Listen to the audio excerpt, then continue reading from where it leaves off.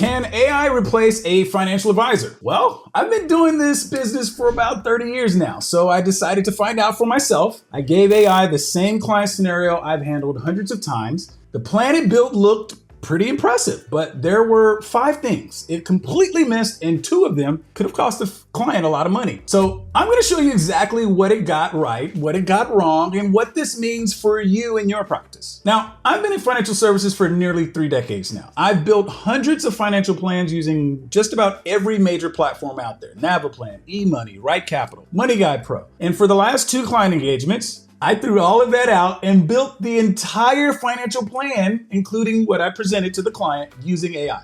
And here's what happened. So here's the situation. I have a client that comes to me. They're in a career transition of sorts. They're a federal employee. They got the whole FERS pension, TSP, multiple retirement accounts from past employers, insurance policies, allotments going to different bank accounts, stocks over at ComputerShare, thinking about moving abroad. I mean, on a scale of 1 to 10, this is probably about a 6.5 or 7 in complexity. They dump all their files to me, 60 odd files into my Dropbox: pay stubs, bank statements, retirement account statements, insurance policies, tax returns, like I said, 60 or so odd files. And normally that's where I open up my planning software, start typing away, and start the 10 or so hour process of building this thing out. Instead, I opened up AI. I started feeding it a narrative of what I'm looking at, right? Just going through the documents, scanning, seeing the observations, developing patterns, and then I ask it, help me build a comprehensive financial plan. Now, before I tell you what happened, I want to be clear about something. I'm not anti-AI. I'm actually using it every day in my practice. So this isn't a hit piece.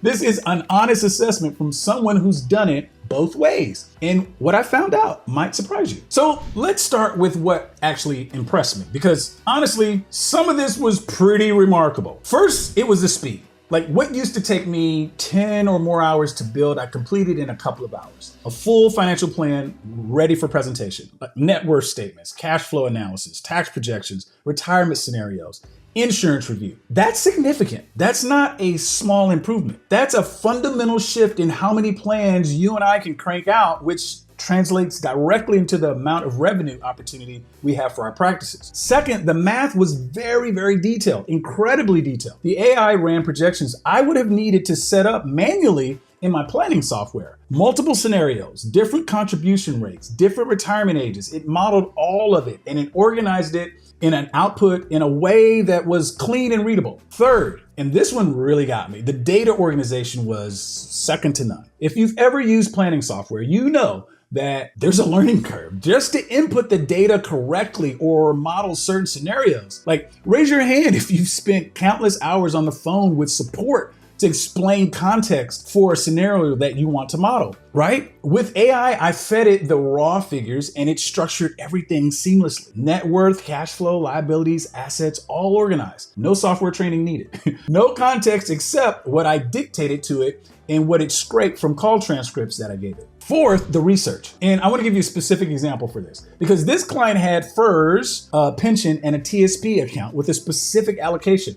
And so I was curious if I could get a better than the 4% or so FERS pension contribution that they were receiving. So I wanted a cost benefit of, if the client opted out of that program, what would be better? So normally this research would have taken hours, but AI quickly let me know that if she opted out, she would lose much more than just that monetary benefit of 4%. It affected several factors, the most important of which was the generous match she received in her TSP account. So I don't know any other financial planning software that would have known that level of detail. Fifth, it did a side-by-side insurance comparison that was genuinely useful. It was able to take an insurance illustration that I had created and ran an analysis weighing the pros and cons regarding the features of the policy that I ran versus what they actually have already. That I could go beyond just the monetary annual savings that the client was gonna have.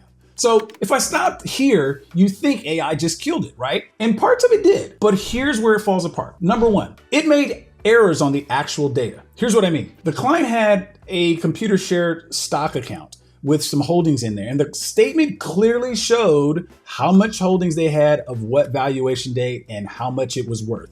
But the AI put down like $13,000 less than what was on the statement for one line item. And I caught it because I actually read the statement myself. If I hadn't, that error shows up in every projection of the plan and retirement scenario thereafter. It also missed several rollover opportunities from orphan 401ks. They were in the documents, but it just left them out of the asset list entirely, like real money and real accounts just missing. Things that I wouldn't have missed as an advisor, of course. Number two, the AI gave great recommendations. Increase retirement contributions to this amount, or make these payments, or restructure this debt. Beautiful. But when I looked at it through the client's eyes, the first question I know they would ask is, okay, where does this money come from though? The AI never showed cash flow reallocation. Like, it lacked context, even though it had all the raw numbers. But this is what I picked up through my qualitative analysis with the client and the time I spent with them in discovery. It told you what to do, but it didn't tell you how to fund it.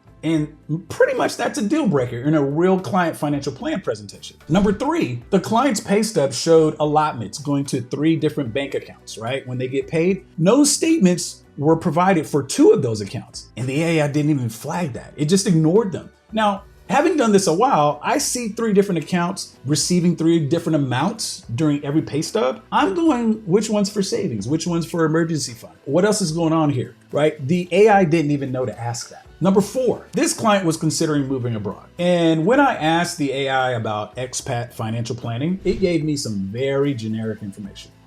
Cost of living comparisons, basic tax implications, and general advice. But in our actual conversation, me and the client, this client had a very specific country in mind with very specific reasons why she wanted to go there. She articulated that to me in the call, but the AI didn't have the context because it wasn't in the room. And the generic advice it gave would have been really wrong for her specific situation. Number 5, and this is the big one. During our discovery meeting, there were moments where the client's eyes changed or their demeanor shifted when I asked certain types of questions, like, why is this important to you? Or what does financial security really mean for you and your family? When you double click on those type of questions in those moments where you watch someone pause and go deeper than the surface answer, that's where the real plan gets built, at least in my experience, not in the data per se.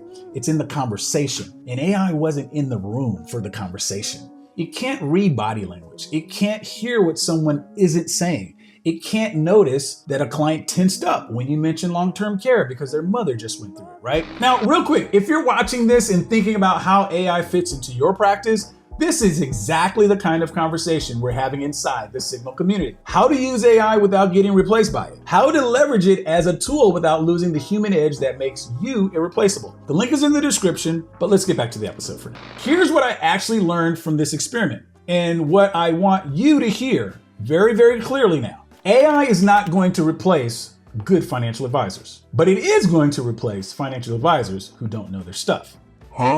Here's what I mean by that. If you think you can dump 60 or more files into AI and let it spit out a financial plan and hand it to the client, you're gonna get burned. You saw the errors, you saw the gaps, you saw what it missed. If I hadn't had the years of experience scanning those type of documents, reading through them, catching those patterns, finding mistakes, asking the right questions, the plan would have been wrong. It actually would have been professionally negligent. And here's the flip side. If you know your stuff, if you have the experience, the training, the instinct to read a room and catch what's missing, AI becomes the most powerful disrupting tool you've ever had. It turns a 10-hour process into a same-day deliverable. It helped me organize data faster than any software I've ever used. It ran projections I would have needed 3 different tools to build. And it all ended with the client saying this. Was this helpful? It's extremely helpful. So, the advisors who are going to win in the next 5 years are the ones who use AI as a force multiplier for their expertise, not as a replacement for it.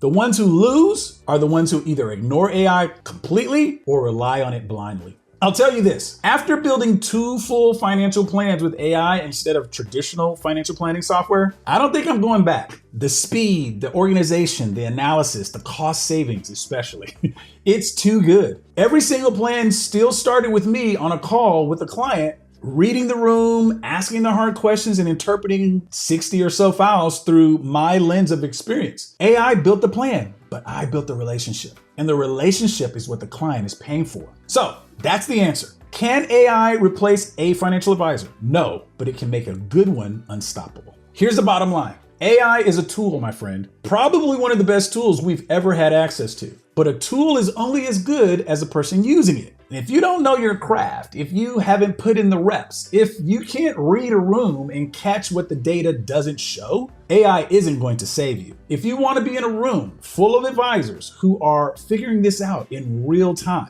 how to use AI, how to grow your practice, how to go from operator to architect. That's what the Signal community is for. We're sharing what's actually working before it goes public. The link is in the description. Come hear the signal instead of listening to the noise. Drop me a comment and tell me, are you using AI in your practice yet? And if so, what's it doing well and where is it falling short? I want to hear your experience. And don't forget to subscribe to the channel if you haven't. I'll see you in the next video.